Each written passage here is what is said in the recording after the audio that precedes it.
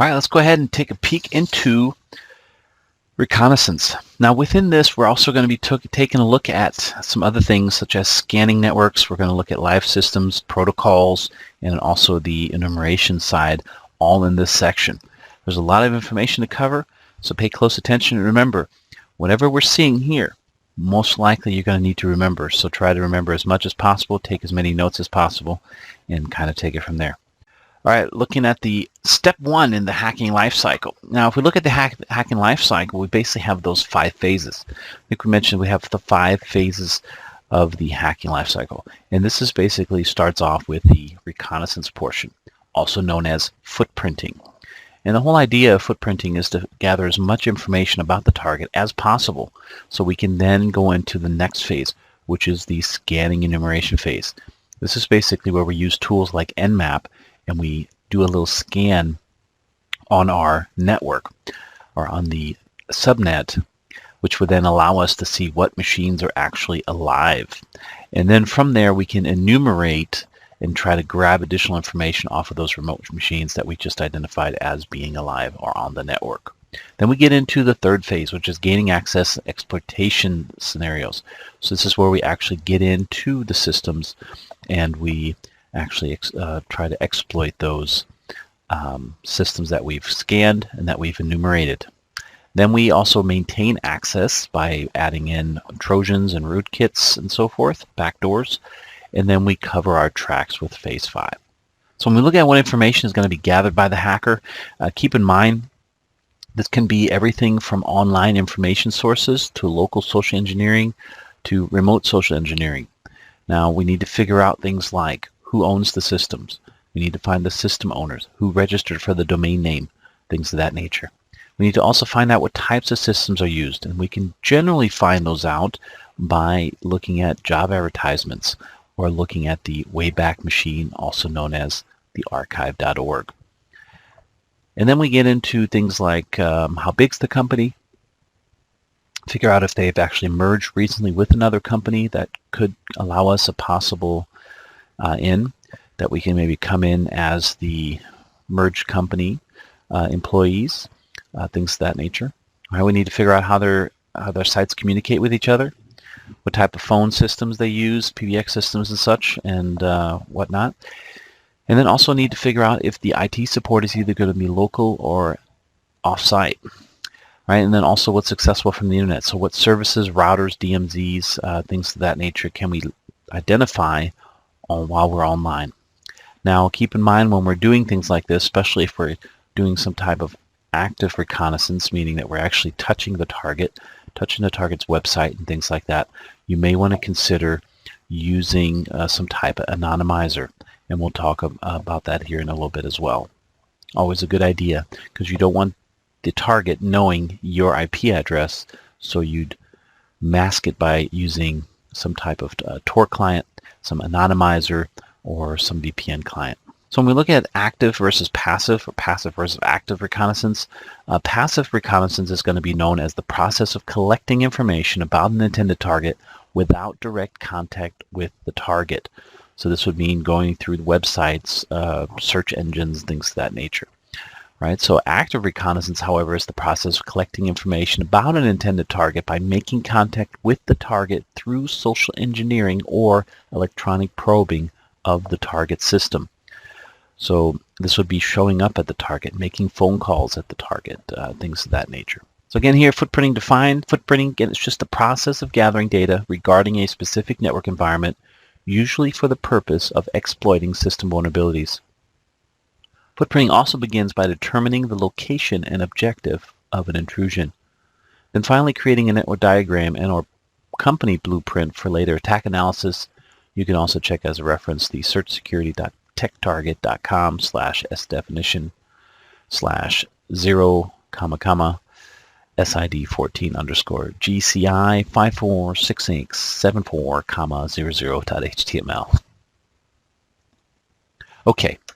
Now let's take a peek at social engineering and how we can also incorporate some of that. Now when it comes to the basics of social engineering, you should be able to answer any question that has to do with any type of social engineering type of question that comes up. Again, the the social engineering scenario is basically the practice of persuading people to believe you are someone you're not, to obtain confidential information by manipulation of legitimate users. Social engineers may use the telephone or the internet to trick people into revealing sensitive information or getting them to do something that is against typical policies.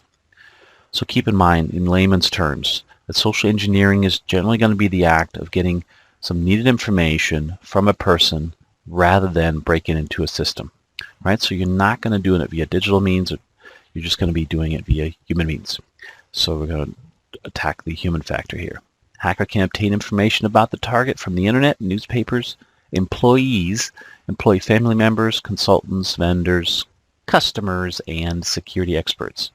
The method for obtaining information, again, this might be good to know, shoulder surfing, Wayback Machine, as in the archive.org, public websites, Yahoo people, and using various tools like Sam Spade or NeoTrace, for example. Just some social networking sites that you may have heard of before, MySpace, Facebook, LinkedIn, and so forth. Hackers generally will use social networking sites to try and find info enabling them to social engineer your target employees. Many of the people's accounts provide personal photos, very up-to-date details about their private lives, experiences, and behavior habits. Example here would be messages and photos about an upcoming vacation that can cue hackers into when physical access attempts should be made on the victim's home or even the office. Here are some people search engines you can check out.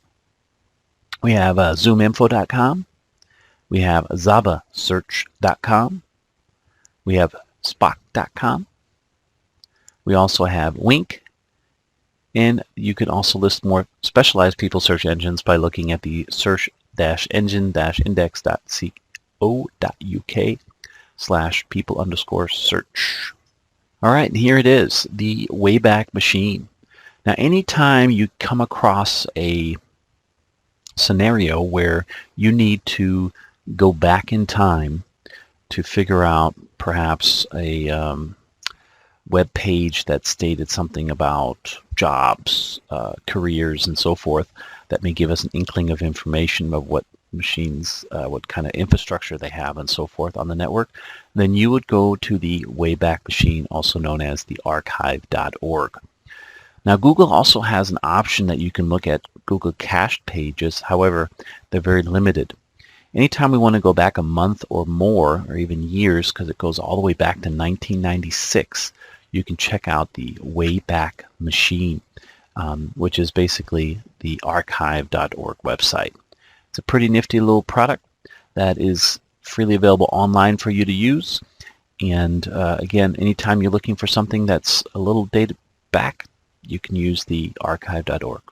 As I mentioned before, you can use also when you're targeting the website, doing your active reconnaissance, you may want to use something like Tor. And this is basically a network of virtual tunnels that allows people in groups to improve their privacy and security on the internet. It also enables software developers to create new communication tools with built-in privacy features. Here, a branch of the U.S. Navy uses Tor for open source intelligence gathering, and one of its teams used Tor while deployed in the Middle East recently. Now, law enforcement used Tor for visiting, surveilling websites without leaving government IP addresses in their web logs, and for security during sting operations and so forth. You can check them out at the torproject.org. And keep in mind, when you're using things like this, anonymizers and proxies are definitely going to be used, because they will go out and protect your privacy and identity when you're on the internet. It also allows you to possibly post negative entries in message boards, blogs, or whatnot without, again, leaving your IP address. And for some companies, too, even though you may have a policy in place that prevents people from going to certain websites, you can also use this to even bypass applications that are blocking you or preventing you access to certain websites that you would normally visit and so forth. So you can definitely use that. A good example would be your Internet Explorer settings. You can actually change that around, add in your specific proxy server that you want to use. And again, with that, even if group policies are enabled on the network, you can still bypass those policies, security policies, by just putting in your own proxy and so forth. You can do a quick Google search on free web proxies out there, and you'll be surprised of how many results you'll get where you can actually use an IP address of another server that's out there. So whenever you're browsing the internet, you're going then through that other server to gain access to websites and so forth. Again, that may be restricted within the company policy that you have within the organization. So when we look at some of the footprinting tools and so forth, what we're going to be looking into, we're going to be looking at things like, obviously your search engines using Google and so forth. Looking at some backtrack Kali scripts possibly, but doing information gathering there. Using things like Dig, which is basically the NS lookup tool within Unix. We also have the Whois side, which we'll look into more so. This is specifically to DNS. And obviously here we have NS lookup, which is the counterpart of Dig. And then we have NS lookup, which is the counterpart of Dig, and it allows us to do zone transfers even, and so forth, right? And then we also have Edgar, traceroute, and so forth that we'll look into. Again, we're going to check out some of these and take it from there. All right, so let's take a peek at some of the Google type of things we can do here, and I'd highly recommend that you try some of these out to make sure you see the results of the queries, so that way you have an inkling of an idea of what type of results will be used if you're trying to find certain types of information. So with some of the Google queries that we can use, there are some that are going to be very useful. Now whenever you're using Google and you're using different search operators, you can use the things like the site colon, which basically restricts the results to those web pages in a given domain.